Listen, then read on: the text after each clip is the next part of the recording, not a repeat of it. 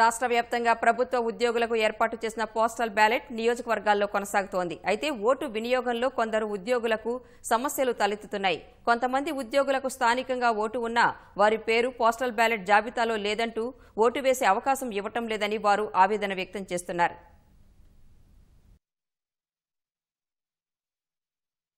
సూర్యాపేట కాన్స్టిట్యున్సీలో మాకు election duty పడింది. నేను తెలంగాణలో వర్క్ చేస్తున్నా సార్. మాకు ఓటు మాత్రం జగ్గయ్యపేటలో ఉంది కాబట్టి నాకు ఇక్కడ ఓటు కోసం నేను అప్లై చేసిన. అక్కడ తెలంగాణ రాష్ట్రంలో అడిగితే మీరు ఇక్కడే ఓటు ఉంది కాబట్టి ఇక్కడ అప్లై చేయమని అన్నారు. అందుకని నేను మొన్న ఆర్ఓ గారికి నా రిప్రజెంటేషన్ కూడా ఇచ్చి కూడా 1 వీక్ అయింది. సార్ దాని మీద ఇంతవరకు క్లారిఫికేషన్ ఇవ్వలేదు. ఈరోజు పోస్టల్ బ్యాలెట్ వేద్దామని వస్తే మీకు తర్వాత మళ్ళీ అప్లై చేయండి అప్పుడు మేము ఇస్తామని అంటున్నారు.